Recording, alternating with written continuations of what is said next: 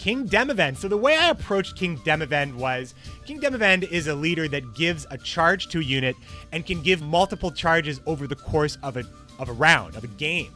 So he's like, he's almost like passively having, Priscilla, which is not in my deck for that actual reason. So Priscilla is here. So Priscilla gives a charge every turn on order, on cooldown, but it's on order. So she's a little vulnerable, and I'm not playing full test, so because she's a little vulnerable, I don't have the zeal to protect her. But instead I have DEMAVEND to kind of fill that role. And because I'm running, now, you'd be surprised I'm not running a lot of charge-based units like Dandelion and things like that. That's because I'm focusing more on Bloody Flail here, and I'm focusing more on using Bloody Flail and DEMAVEND to be my win condition. So I have Avalok to tutor the Bloody Flail, and I have Caretaker to bring back the Bloody Flail. And I'm all about adding charges to the Bloody Flail and doing charges to that and Merciless. I'm not running Bloody Baron, though. But because I'm able to give charges and I'm able to protect with Thunderbolt, I think I can still get a late-game Roach out. But we'll see how this goes. That's the idea. I have a lot of charge stuff, and again, I have my usual control. We have Bomb Heaver. I have Sarah because I have a lot of special cards, and I also can give Sarah charges anyway. I don't have to play it. So by giving her a charge, I'm getting 2 boost out of each charge I give. That's a lot of value for something that I can do with my leader all the time. So it's pretty good. I think it's pretty good. Let's give it a shot. Hope you guys get the rough explanation of what's going on. So not only am I trying to approach each leader by what I think they do well, I'm also trying to use cards we haven't played with yet. So I hope you guys appreciate it. But we got Dr. Gurr, who is definitely on the old friends list. So we'll just take a look here. Where is he at? Sorry, this is Rogue Digit right now. Rogue Digit is our opponent, and he's also on the friends list, of course. Rogue Digit, sending that challenge. It's going through.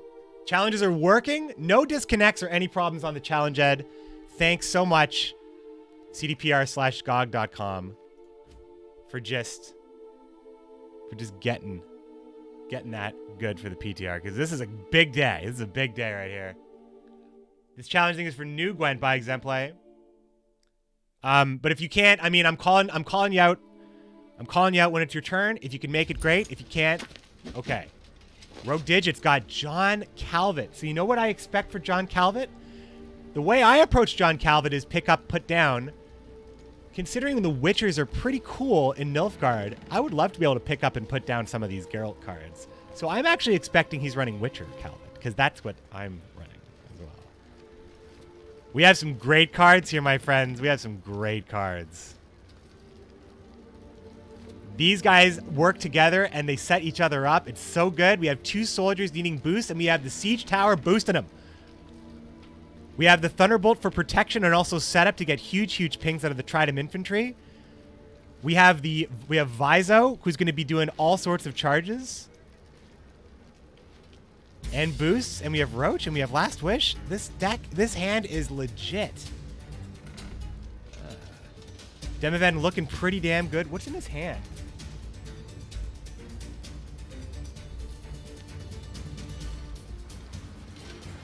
Like, when DEMAVEND is... Oh, it's grapes. He's holding the grapes. That's awesome. He's holding those grapes. I just had to see it from a different angle. All right. So... oh, I don't like this. I don't like this card.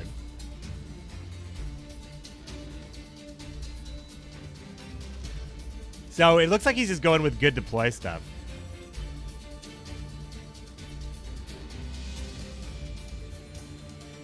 I'm gonna set up the Thunderbolts. I'm gonna set up the artifacts here. I don't know if DEMAVEND can give a charge to an artifact. I am assuming not, but if he can, that's pretty damn good, isn't it? That's pretty good. I'm gonna find out when I activate his ability to see if I can even select. Actually, I can check that next turn, I suppose. Grapes, they're grapes. No search bar on friends list anymore? I don't know if that's true.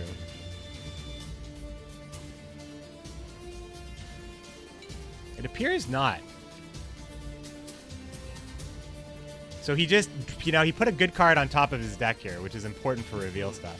So Nilfgaard does a lot of stuff with top decking things, influencing the things in each other's deck and each other's hands.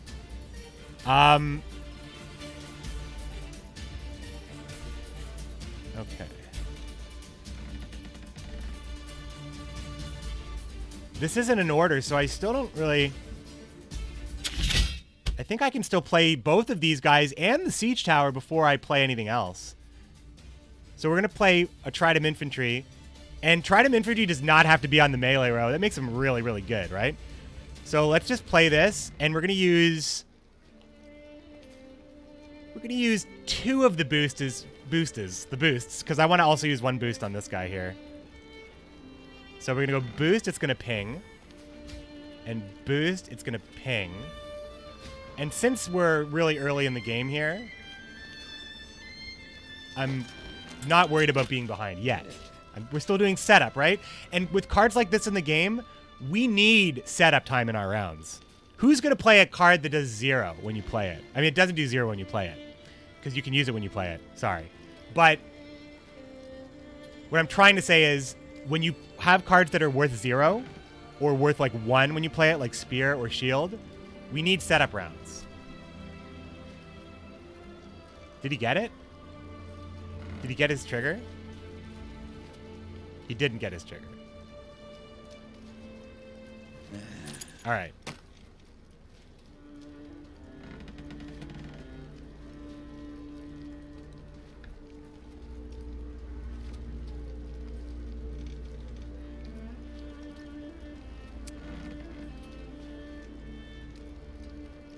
So I'm going to play Lyrian Arbalest, and then I'm going to play the Siege Tower, and then I'm going to play Lyrian Arbalest again, and then I'm going to play... Like, and then when the order is ready, I'm going to give it a whole bunch of charges next to the Tridem Infantry, right? And I'm going to put 2 soldiers... I think I've got like a really good combo here.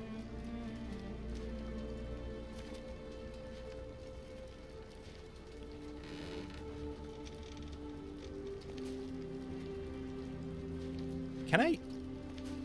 I can't target the artifact. So just so we know that that's how that works. DEMAVEND cannot boost, cannot charge artifact. The artifact and trap setup requirement is why I'm fine with the hand limit. Now I don't know if hand limit is like.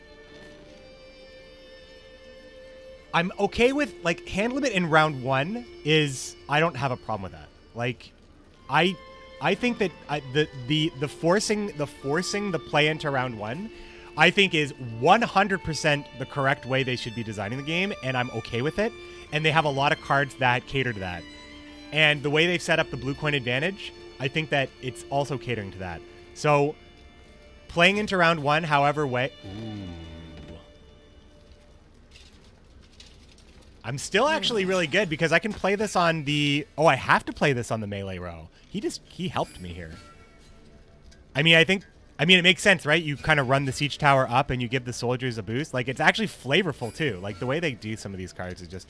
Like, look at the flavor on almost all these cards right now, guys. Okay, so we're going to play this.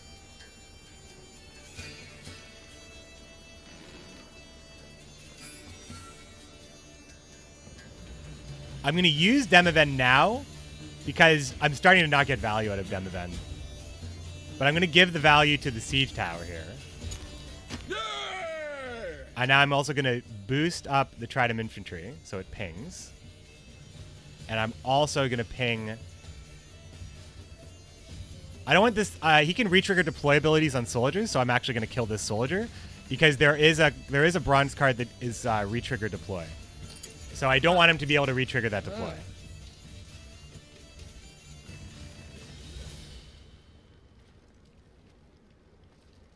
My next turn is actually really strong because I'm going to have Tridem Infantry and 2 charges on this. It's going to go boost, boost, ping, ping. It's good, right? Don't know if I have time to try the open PTR before it ends. Well, that's why I'm recording all these games for you guys. YouTube is going to give you everything you need to know. Oh! Oh, the plays. The plays. Movements. This is why movement is so good. I respect my opponent. Now, I can still make the play I want to make. It's just not as good. I want to save Dr. Corvo here for my later round, because I think my bronzes are getting the job done for me mostly here.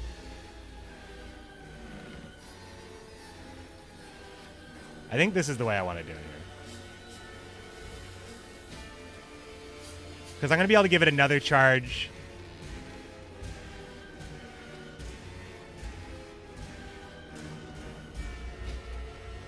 I'm going to be able to give it another charge next turn because DEMAVEND's cooldown is going to be over.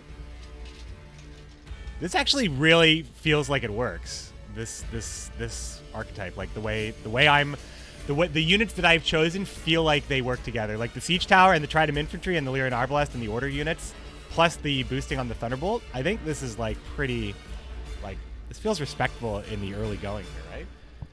Immune to Dark Symmetry, what's going on? Yeah, the trap setup, like, I think hand limit might actually not be might not be oof. This means that he has something loaded that's very scary. But the thing is, and these are really good Calvin effects. Like if he's able to get something off the top of his deck, like look at this card. He drew a card and placed it on the top of his deck. So if he's able to now draw a card again, he can re-trigger the deploy of Albrecht and do it again. Like John Calvet's ability has a lot of really cool interactions. My Calvet's way different, so I hope you guys enjoy it. I'm going to play another soldier on this side here, which is going to give a charge here. And I'm going to give another charge to, because I got 2 from this charge here, so I'm going to give a charge to this. He's going to boost this. I'm going to get a ping. And I'm going to get a ping here. I think he's going to want to redeploy these, so I actually don't want to damage these and not kill them. So I'm just going to ping the boost. And we're still in this, my friends. We're still in this. The tactical's been used. We're on even cards, going second. We are officially in a good place. Just keeping in mind that the leader can give him reach. But so far, his deploy abilities are not value abilities. So we are very much in this and in a good position, in my opinion. Because we can continue to give charges to this over time. Last Wish is probably the next thing I play.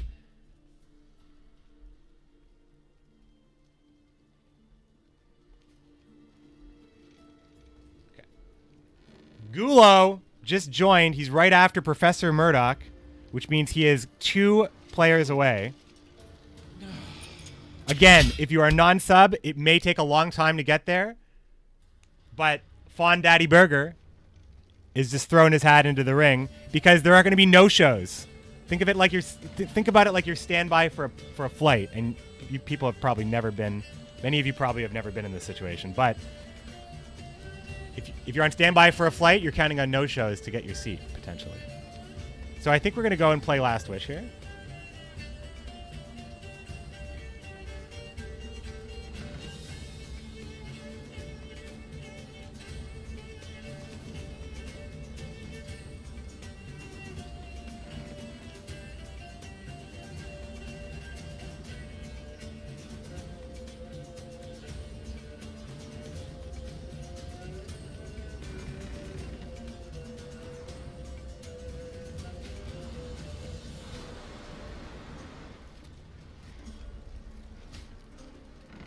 This might be his pass. He might feel like this is a pass here. He gets to save his leader ability, and I have to go down a card. But I have, honestly, this is the reason why I'm okay with the pass here. Is because, well, I'm okay playing the Flail now because I have Caretaker in this deck. So I'll play the Flail now. It won't be great, but it's still it's a card with order, so it still triggers Delirium and Arbalest. Thank God. It doesn't have reach or anything, so I'll play this, and this gives me more than enough, right?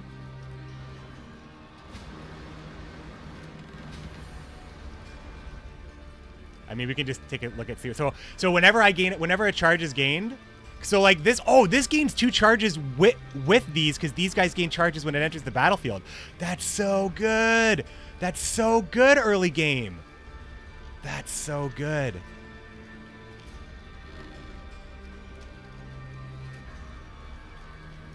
So that didn't come in with 2 charges. It came in with 4 charges. Plus, it charged up these dudes. What a reach card what a reach card for an artifact. Hell yeah. That's great. No Regis, it seems like. The top 3 queue right now, Dr. Gurr, yourself, Professor Murdoch, and Gulo X2. Oh. All right, this is much less interesting to me now. This is interesting to me.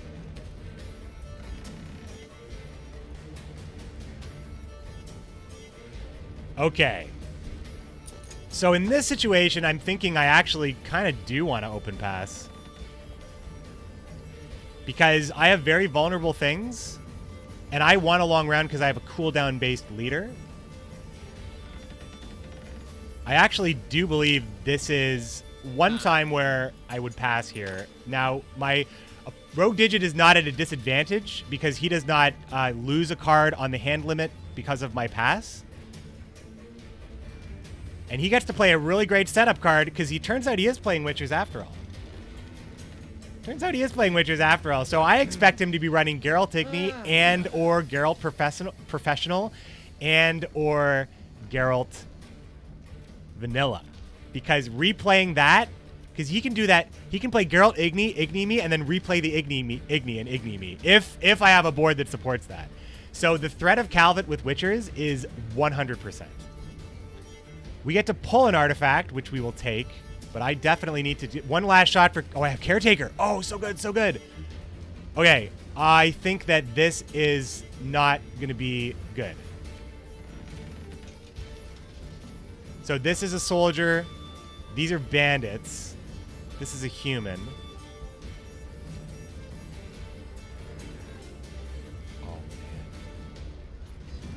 Renew Vesemir. So his Witchers are super powered. All right, I'm gonna have to make this. I'm gonna have to make this look good, my friends. So the first thing we're gonna do. So we're gonna be able to bring back the flail. Okay. I have promised because of the flail. If you can't destroy the flail, I think we can win.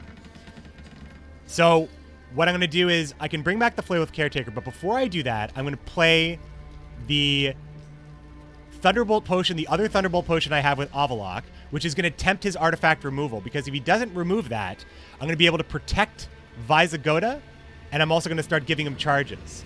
And then once Visigoda's on the board, he gains a charge for every card played for the rest of the game, so you better believe when I bring the flail back, that flail is just going to start murdering Rogue Digit. If I can do it.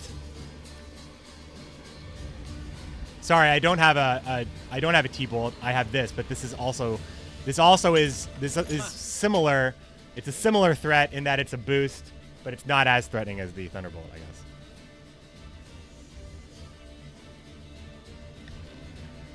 But it makes him, like, I think he's running, like, maybe some locks, maybe. Like, I'm more interested in him trying to stop Merciless than I am, like, now, Roach also gains a charge every turn.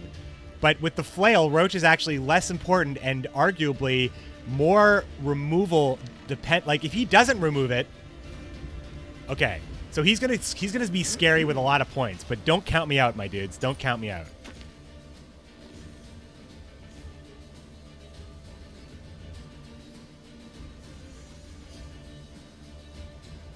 So the first thing I'm going to do is play Roach. I'm going to play Roach. I'm going to give DEMAVEND... I'm going to give... DEMAVEND is going to give him a charge.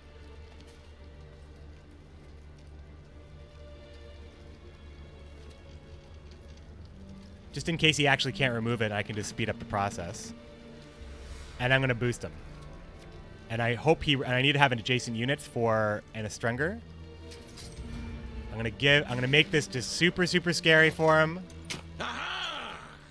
Now, he may have a lock, and I don't have an unlock, but...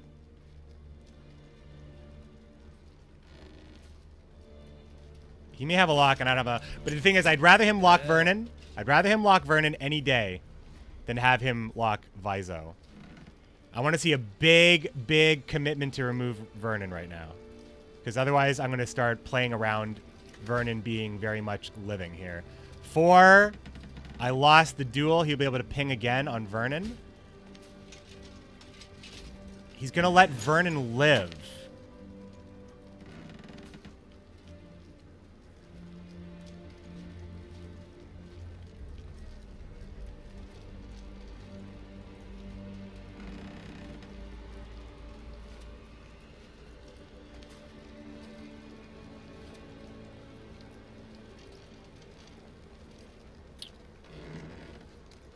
Okay.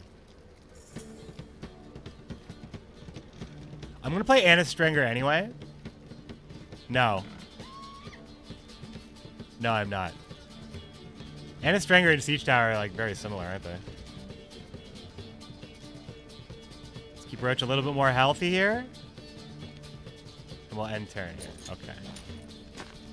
I've got so many tricks up my sleeve, but I gotta get this flail on the board, and I gotta see, like, this is why it's okay to have a long round 3, because I need to make sure that my opponent is using his removal before I use the things that I think are gonna help me win the game, but the things that are gonna help me win the game are very removable. He didn't use a lock or anything.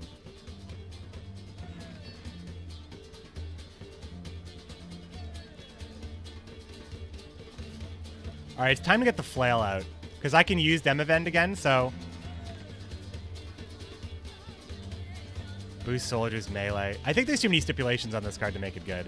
I put it on the wrong row also, but I think there's too many stipulations on this card to make it good. It has to be melee and they have to be soldiers next to it. That's like, I mean, the Siege Tower, it makes sense. I like the flavor, but I don't know. I like the flavor, but I don't know. I think it's time to get the flail in action here.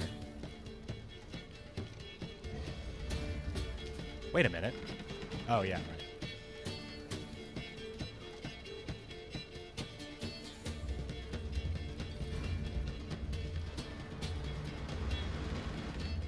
Ah, shit. All right, I gotta give a charge to the... I can't. I missed. I screwed up. I screwed up. My sequencing was terrible there. But that's good. It's good to highlight why sequencing is important. So when I played the flail, I should have used DEMAVEND before I used the flail because I would have gotten extra damage because I would have gotten a charge when I gave the charge to the Siege Tower. I also missed the chance to use my charge of the Wyvern Skin. So I missed 2 points of value because I sequenced and took too long. As long as it's clear, you guys can lull it up in the chat, but as long as it's clear. Oh, Siege Row doesn't actually care? The tooltip is wrong. Oh, okay. Oof. Guess what? This damage... Oh, an enemy.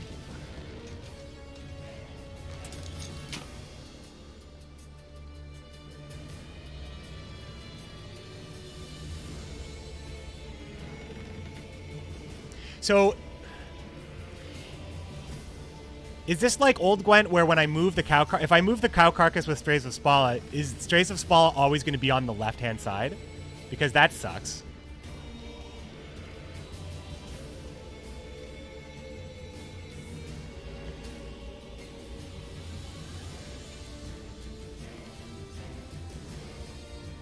Because if it is, then I just, like, I lose value, right?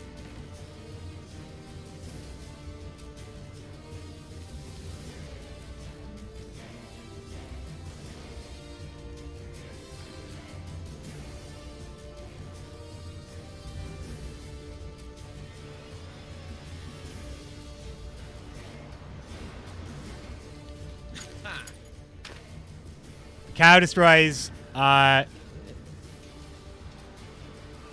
unit. It only destroys a unit. So I didn't have an artifact I could play next to it, but yeah, I could play an artifact next to it. Spala can go ranged and still move. Oh, god damn it. Yeah, I could have done that. Okay, so Igni, right? There's Igni, so we can redeploy it, right?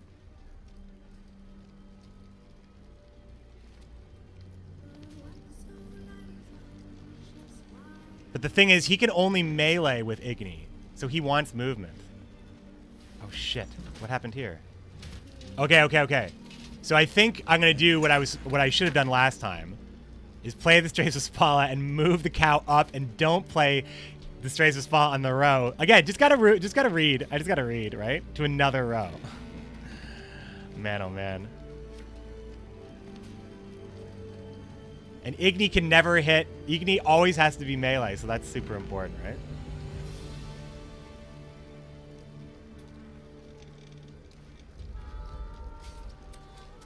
Okay, cool. Okay, so having that answer, especially if he has another one too. Okay, so now we have to do some stuff here. So now we have to chart. We have to heal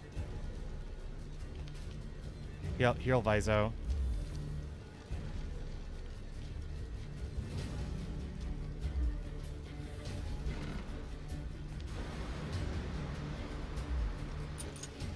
Oh, it's going to be tight.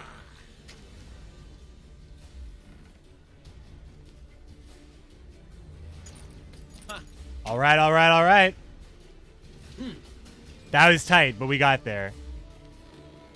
You know, just like faster actions, like just faster like mouse click responsiveness, like we'll make the game like, oh, yo. So he's going to try to replay this, obviously, right? I should have killed this. Why did I kill this card?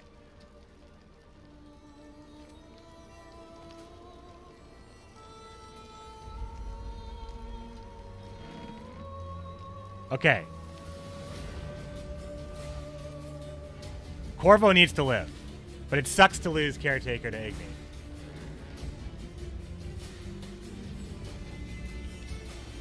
Do I have enough charges to kill it?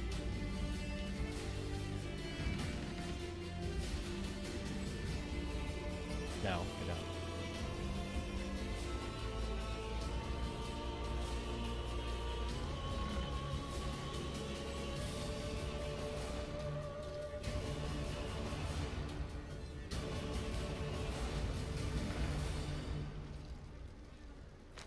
So he's gonna re-Igni, but I don't have a 15-point row. I'm fine.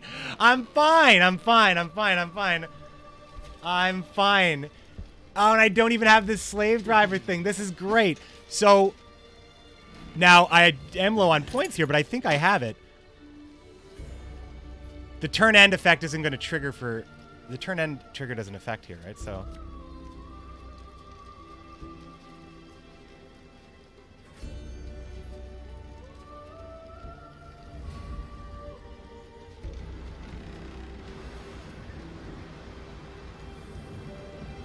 Oh, wait. DEMAVEND's ability. Give another charge to Viso. Give another charge to the FLAIL. Yeah. A heal. And a boom. I couldn't have asked. I couldn't have asked for a better game for DEMAVEND right there. Because I wasn't sure. But that is what DEMAVEND looks like when everything goes your way, almost, and your opponent still tries to mess with you. That game was sick. That was a great game.